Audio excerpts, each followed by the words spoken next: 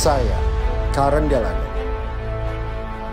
Fashion stylist adalah profesi saya. Banyak cerita yang sudah saya lalui, baik suka maupun duka. Sebuah proses yang membangun sukses, karena proses tidak dapat diprotes. Inilah cerita saya.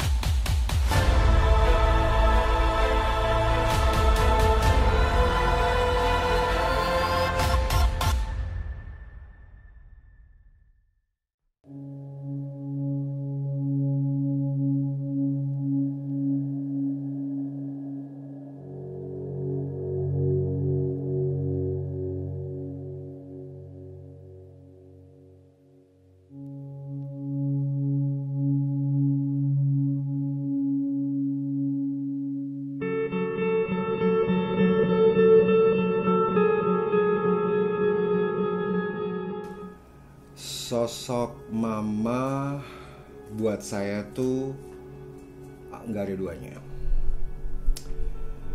Kenapa setiap kali sampai dengan sekarang selalu membuat sangat tersentuh buat saya kalau ingat mama tuh karena saya baru menyadari begitu luar biasa pengorbanan seorang ibu, seorang mama buat saya setelah mama nggak ada. Begitu banyak waktu yang saya sia-siakan untuk bisa bersama-sama mama. Selama mama hidup, selama mama ada, itu tuh saya adalah anak yang bisa dikatakan gak pernah ada buat mama lah. SD saya masih sama mama. SD saya masih sama mama. SMP sampai dengan SMA kelas 1 lah. sampai suatu saat di saat SMA itu saya harus dipindahkan ke Amerika.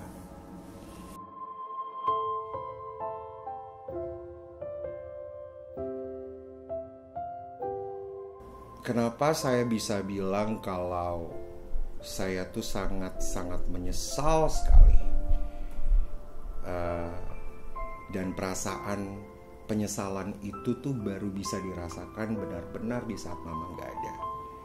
Bisa dikatakan dari SMA lah sampai mama gak ada lah, saya gak punya banyak waktu buat mama. Di saat mama melepaskan nafas terakhirnya pun saya tidak ada bersama dengan mama. Saya di Jakarta tapi saya tidak sama mama. Pulang saya dari Amerika di tahun 2011 sampai dengan mama nggak ada, saya nggak tinggal bareng sama mama. Pengorbanan mama, perhatian mama tuh orangnya cerewetnya minta ampun. Mama tuh orangnya perhatiannya tuh ganggu banget sebenarnya. Jadi kalau misalnya contohnya saya datang gitu kan, saya pulang ke rumah, saya bawa teman saya, pasti mama siapin makanan buat saya, buat teman-teman saya. Kalau makan di atas meja, makan nggak nambah pasti ditambahin sendiri gitu. Kadang-kadang bikin ganggu. Waktu saya kecil juga teman-teman saya ngerasa, duh mama kamu tuh ganggu banget ya gitu. Saya sampai suka punya perasaan kayak begitu gitu loh. Saking perhatiannya mama tuh gak ada pernah terlewatkan kalau saya keluar ke rumah kemanapun gitu, pasti mama siapin sesuatu. Saya ingat banget ada Bang Bang, ada Silver Queen, susu ultra gitu ya. Itu saya bertumbuh di situ tuh sebenarnya. Jadi mama tuh nggak mau anaknya keluar rumah tanpa makanan bahasanya. Dan mama nggak mau anaknya tuh nggak pegang uang walaupun uangnya nggak banyak. Jadi mama susah sesusah-susahnya, yang penting anaknya nggak susah. Itu mama. Sampai kita besar, saat adik saya besar juga, adik saya sudah menikah, sampai menikah juga punya anak. Bahkan anak-anaknya adik saya pun yang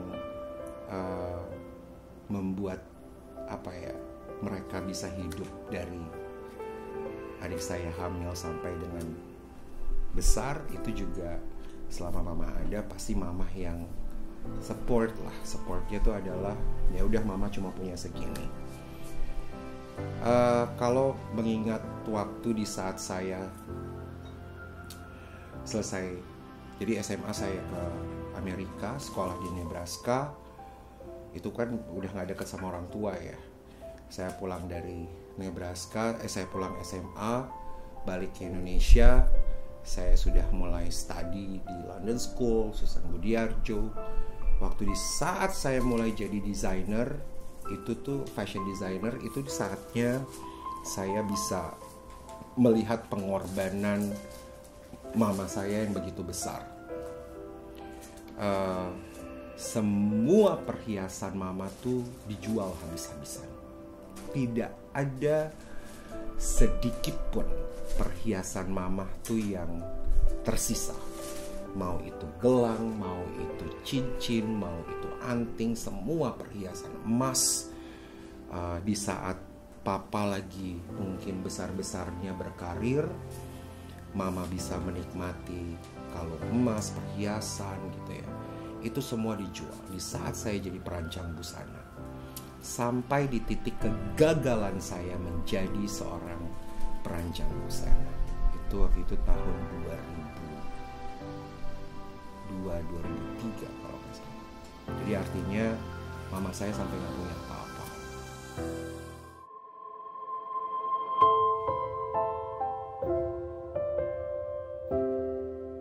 Yang membuat saya menyesal adalah, dan membuat saya berdosa sampai sekarang kalau mengingat, setiap kali mama mengingatkan saya atau kasih tahu yang baik buat saya, pasti saya menentang balik dan marah gitu. Bahkan ada satu momen yang saya bisa teriak-teriakan sama mama di rumah, sampai ada satu kata yang mama katakan, mama tidak akan minta apa-apa sama kamu. Sesukses apapun kamu nanti, mama gak akan datang minta makan.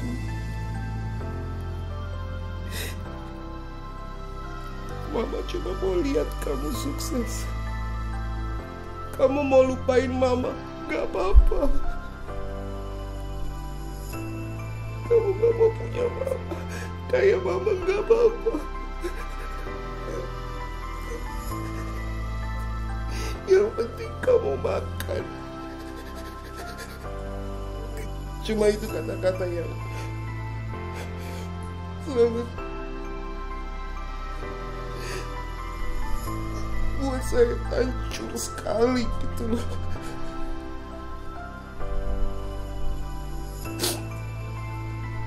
Dan saya gak sadar gitu kalau mama setiap hari itu di saat mama berdoa pasti menyebut nama saya. Kasihan sekali gitu mama.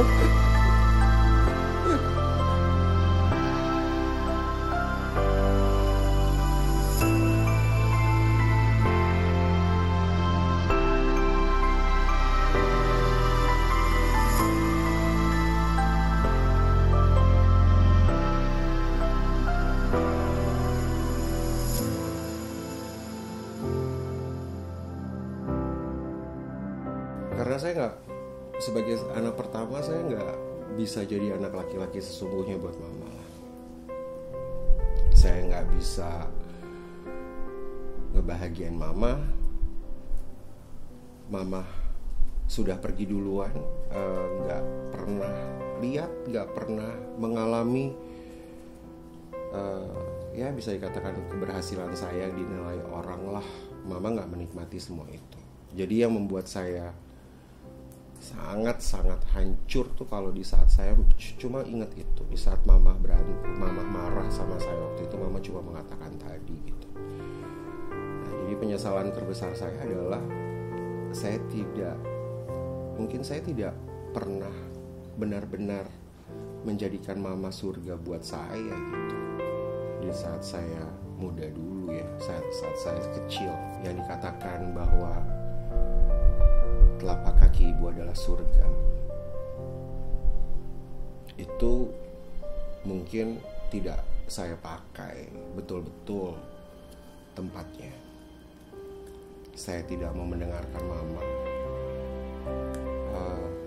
dan mungkin malah di saat selama kehidupannya mama atau hidupnya mama yang ada di dunia ini untuk suami, untuk papa, untuk anak-anaknya, saya bisa katakan mungkin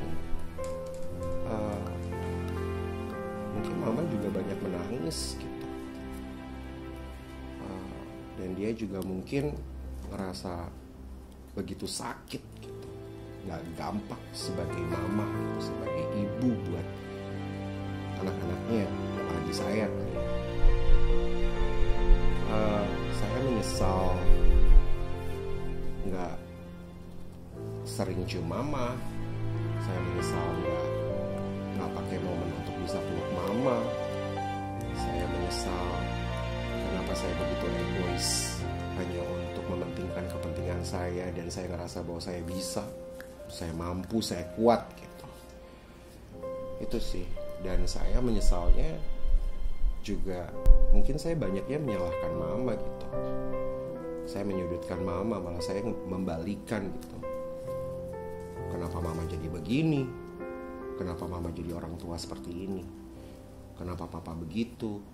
Kenapa mereka berdua tidak terlalu harmonis? Kenapa mereka berdua selalu berantem? Kenapa mereka berdua selalu bedalah membesarkan anak-anak dibandingkan orang tua yang lain gitu, yang saya lihat ya. Saya melihat teman-teman saya di saat SD, kayaknya orang tuanya harmonis banget, orang tuanya kayaknya selalu ada buat mereka gitu. Karena memang papa mama saya kan tadi saya jelaskan ya, mereka ketemu sampai dengan saya SMP sebenarnya papa mama saya tuh bekerja. Jadi mama saya tuh 25 tahun kayaknya bekerja pegawai negeri. Sampai pada saatnya saya mau ke SMA, papa saya bilang ke mama, udahlah berhenti bekerja supaya bisa ngeliatin saya dan adik saya. Dan mama tuh menjadi orang yang sangat, waktu pertama kali dia keluar dari Bank Bumi Daya, mama tuh menjadi orang yang sangat cranky, karena mama tuh orangnya senangnya bekerja, bangun pagi pergi ke kantor, tiba-tiba langsung di dalam rumah jadi kayak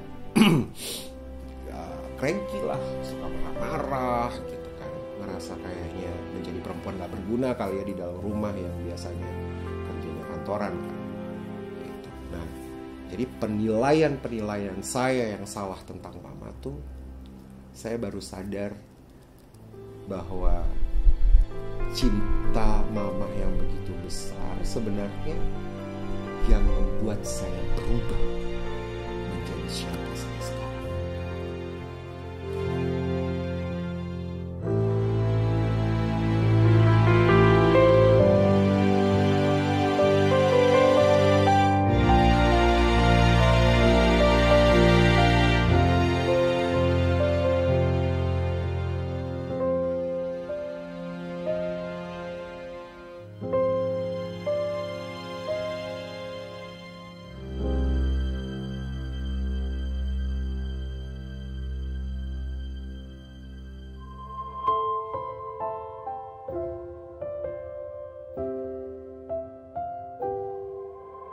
Karina itu adik saya dari kecil, sebenarnya dia adalah adik yang sangat istimewa.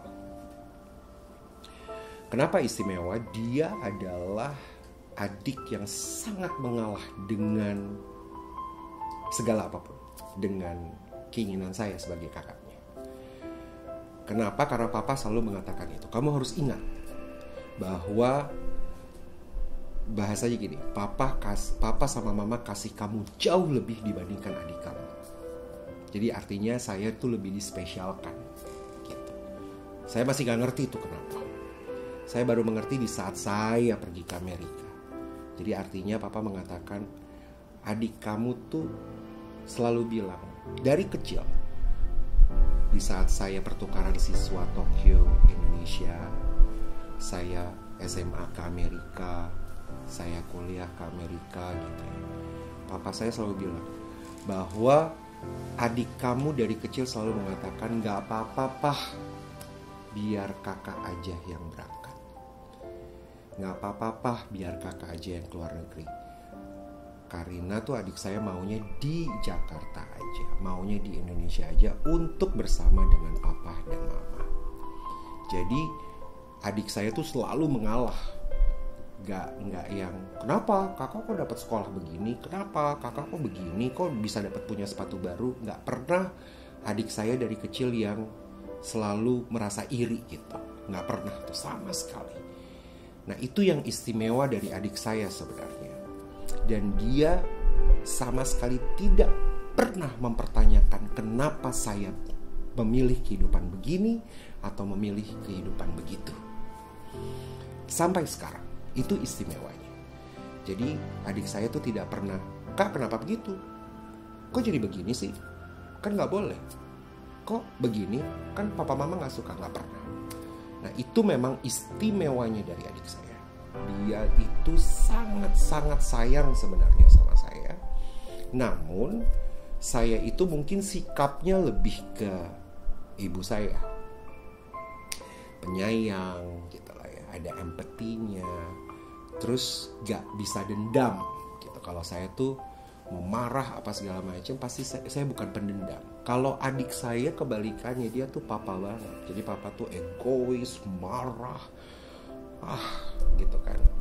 Nah itu kebawa ke adik saya. Jadi adik saya tuh semakin dewasa, apa yang dikatakan dia benar, dia ya udah benar. Nah papa saya begitu, dia benar-benar. Mau sebenarnya dia salah, saya mau kasih tahu yang benar seperti apa, buat dia nggak benar. Yang benar adalah dia. Nah itu udah papa saya banget tuh gitu. Nah itu yang membuat hubungan saya semakin dewasa, membuat hubungan saya bersama dengan adik saya sebenarnya we're good but not that good gitu. Dan semakin, karena kan adik saya menikah duluan ya, saya lagi di Amerika, tiba-tiba saya ditelepon sama bapak saya bahwa adik saya mau menikah. Adik saya cuma bilang ya kak mau nikah gitu, minta persetujuan saya. Terus saya cuma tanya sama papa gimana, papa bilang katanya oke lah, orang calonnya mau berjuang ini dan itu gitu ya. Ya udah papa serahkan anak perempuan. Walaupun itu juga ceritanya sangat menarik ya.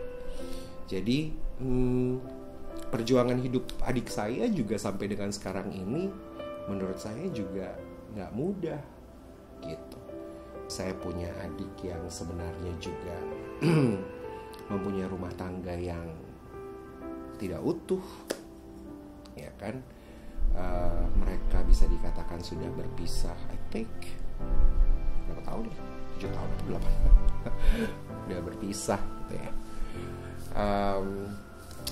Ya all the drama lah, karena malah saya ngerasa ya saya punya kekurangan, but I think I have less drama.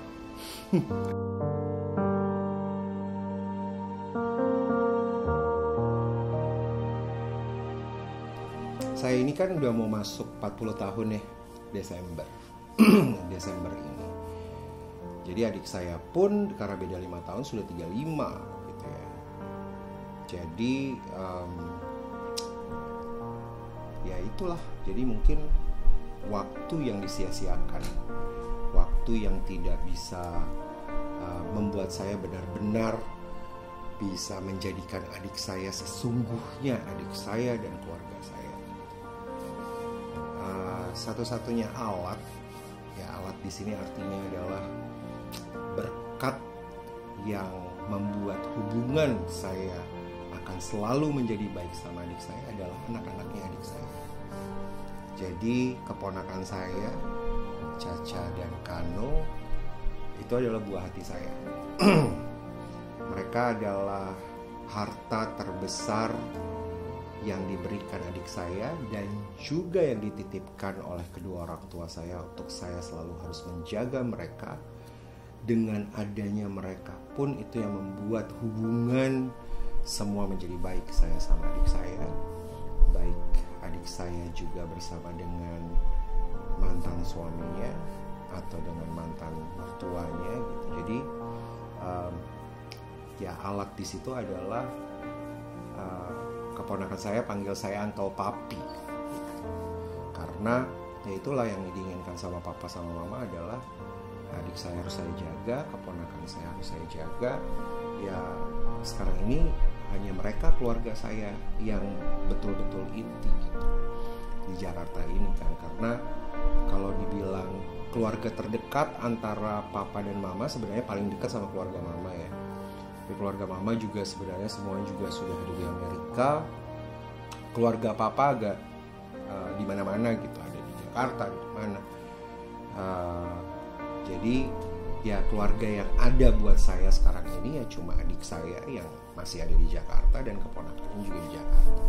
Ya inilah keluarga kecil saya yang hanya bisa, merekalah yang saya bisa gantikan posisi kedua orang tua saya untuk seharusnya saya bahagiakan. Kalau memang saya nggak sempat untuk membahagiakan kedua orang tua saya dengan kerja keras saya dan kemampuan kasih karunia Tuhan lah yang Tuhan berikan kepada saya, ya saya harus bagikannya kepada adik saya dan keponakan saya.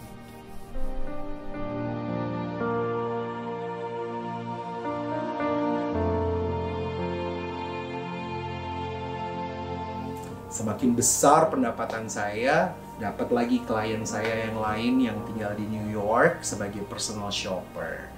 Bekerja menjadi personal shopper di New York itu membuat pendapatan saya semakin besar sekali.